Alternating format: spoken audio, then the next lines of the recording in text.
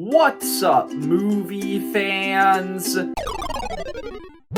Guys, you might have noticed that my camera angle is a little bit lower than it normally is, and if you did notice that, shut up about it. I accidentally left my tripod at college and I came home for the weekend, so this is the setup that we're working with. Sorry about that, but it doesn't look that bad. It's all right. So Scream 7 just came out and I went to go see it. I actually got a free poster at the movie theater. Here that is. I have a lot of thoughts on this movie. I'm gonna try to make this video shorter than normal just because I have a lot of other videos that I'm working on right now. I'm a pretty new Scream fan. I only just watched the first movie in late 2024 for my horror movies video that I released about a year ago. And I loved the first movie. I absolutely adored it. It was one of my favorite movies I talked about in that video. It was just a brilliant meta slasher film that was able to be scary while also making fun of itself, and I loved that. I finally got around to watching all of the sequels to the movie about a month or two ago, and one of the videos I'm working on right now is a ranking of all 7 Scream movies, so be on the lookout for that in the next few weeks. I went to go see Scream 7 for that video, and I didn't like it. Scream 7 is bad. This is not a good movie, and I'm genuinely kind of surprised by how much I did not like the film. I have a lot of reasons for why, but I think it's fair to just quickly start off with the things that I like. Scream 7 brings back Sidney Prescott, the main character of the franchise. She was absent from Scream 6, but this movie is about her again, and she has moved on from Ghostface, started a family, she has a husband and a daughter. Ghostface returns, and she has to fight him once again and protect her family from Ghostface, you know, classic Scream stuff. The thing that I liked most about this movie, the biggest positive I have, is I liked Sidney and her family.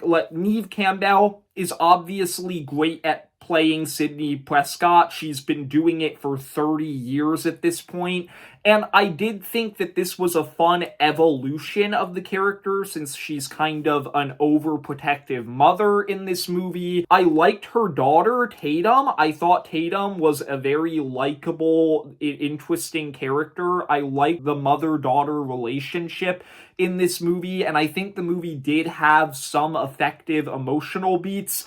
I loved Sidney's husband for one reason and one reason only. He's Joel McHale, Jeff Winger himself. Yeah, I absolutely loved Joel McHale in this movie just because it's Joel McHale. Courtney Cox returns as Gale Weathers, and I like her. I mean, I don't think this movie did anything that unique with her, but she's always been a fun character. I like how this movie uses its environments. Something that's interesting about this film is that Ghostface rarely ever kills people with a knife in this movie like he normally does. He normally finds some super twisted way to kill people involving stuff that is around him in the environment, and that's cool. I liked that. That's everything I liked about the movie. All right, let's get into the list of things that I disliked. I narrowed down the reasons why this movie is terrible to 7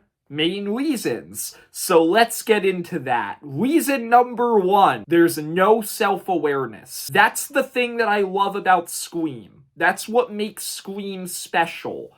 Every movie is self-aware. Every movie manages to feel like a slasher film while also feeling like a parody of a certain type of slasher film. The first movie is a parody of horror movies. The second movie is a parody of sequels. The third movie is a parody of finales. The fourth movie is a parody of remakes. The fifth movie is a parody of legacy sequels. The sixth movie actually can't really fit neatly into one box, but it's still self-aware. Scream 7, there's no self-awareness. This film is just a generic slasher. It's not funny. Like, there's no jokes in this movie. There's no meta commentary. It's just playing Scream straight. And that's not Scream. Scream isn't meant to be played straight. That doesn't feel like Scream. That feels like Stab. Reason number 2. The ghost faces in this movie sucked. I did not like the ghost faces in this movie. I will say, I was surprised by them. The reveals caught me off guard, but that's not because they were well-written reveals. That's just because I literally did not care about the characters who were revealed to be Ghostface at all before the reveal. Like, I don't want to spoil who they are, but they were just such minor parts of the movie, so when they were revealed to be Ghostface, my reaction was just like, oh, okay, I guess. Not to mention, after the reveal, the writing just sucked. Their motives are terrible. I'm not going to get too much into it because another video that I also want to do is actually a ranking of every Ghostface, and I'll talk more about them there because there I'm going to spoil who they are. But here, just know, Ghostfaces in this movie suck. Reason number 3. Every Scream movie normally has a ton of really fun new characters. These movies are very good at introducing new characters and making them endearing and likable immediately. This movie, I didn't care about a single new character. Outside of Tatum and Joel McHale, all of Tatum's friends who are supporting characters in this movie, I didn't care about any of them. None of them had fun personalities. None of them were interesting. They just felt like cannon fodder. Like, you needed a big cast in this movie so that Ghostface could have a ton of people to brutally kill. And that's it. That's all they are. Reason number 4, the old characters never felt like they were in danger. This movie brings back 4 main characters from previous Scream films, obviously Sidney and Gale, but then also the Meeks twins from the previous 2 movies, Chad and Mindy. And I mean, I liked all 4 of them. I thought they were all good in this movie. But something that annoyed me is I never felt like they were in danger. The Scream 5 and Scream 6 were scary because those movies convinced you that anyone could die. I mean, for crying out loud, spoilers for Scream 5, they did kill Dewey, an iconic legacy character who had been in every movie up until that point. And then because of that, I felt genuine danger anytime Sidney or Gale were fighting Ghostface in Scream 5 and 6 because I felt like they could die. In this movie, the movie doesn't even try to convince you they're in danger. Every sequence with those 4 characters, it feels like they have plot armor. It feels like there's just absolutely no way that those 4 are going to get killed by Ghostface. And that just removes some of the stakes. It removes some of the urgency. Reason number 5, nostalgia bait. Scream 7 is the most nostalgia-baity Scream sequel thus far. Scream 6 got there a little bit, but I was willing to forgive that because otherwise I think Scream 6 is a pretty good movie. This movie, I saw right through all of it. This movie tries so hard to get you to go like, oh, hey, that's the thing that I like from a previous Scream movie. Or, oh, hey, that's the character that I like from a previous Scream movie. This technically kind of counts as a spoiler, but it was all over, the marketing, and there were announcements about it. Matthew Lillard is back in this movie. I'm not gonna say how he's back. I'm not gonna say what his role is in the movie. That fan service kind of worked in the plot of the film, but there's other cameos and other, like, references to previous movies that I just thought were so annoying. Yeah, no, very nostalgia baity movie. Reason number 6, the writing in this movie just wasn't very good, like, dialogue-wise. The script for this movie, the dialogue just felt very cringy at times. There were moments where characters just said the most cliche things. Like, there's one sequence early on in the movie involving Tatum and her theater director where he says something to her, and I was like, okay, well, that's the most, like, heavy-handed, this is what this character's arc is going to be in the movie. Like, I don't know, just very cringy, cliche dialogue. Some people have said this movie felt like it was written by AI. I don't think it was written by AI.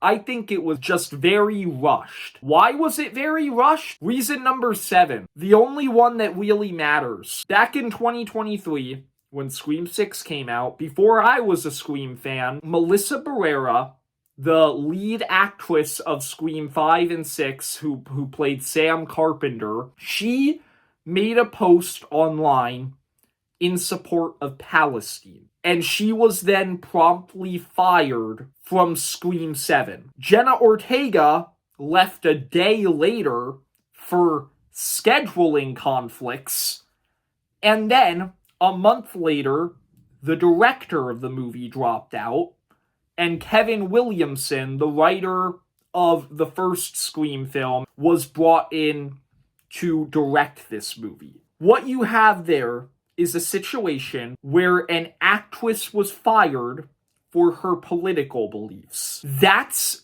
terrible. I hate that so much. You can't just do that. Like, you can't fire an actor for stating a belief that, like, that's not even really that problematic. Like, it's such a disgusting situation, and the movie suffered as a result, because Scream 7 was originally supposed to revolve around Sam and Tara, like Scream 5 and 6, and this movie doesn't revolve around them. You can tell they had to, like, change the script and the whole plan for the movie, and that's kind of what causes every other problem in this movie. Yes, it has rushed dialogue because the script was rushed. Yes, it's playing it safe. It's not killing off any old characters. It's reeling you in with nostalgia bait. That's because they're desperate. They know they messed up. They're trying to please as many people as possible. Yes, the movie lacks self-awareness. There was no time to add any meta commentary. There was no time to be clever. There was no time to think up good ghost faces with good motives. The whole movie is just a rushed mess. It's bad. I hated Scream 7. Yeah, no, what happened behind the scenes on this movie is disgusting. It's a terrible movie. 3 out of 10. At least I got the poster, I guess. I don't know. So with all that being said, I am going to make some Scream videos. I'm planning on making a Ghostface ranking, a movie ranking. This one might be a YouTube short, but I was also thinking of doing an opening scene ranking. So yeah, be on the lookout for all of those. See ya, movie fans.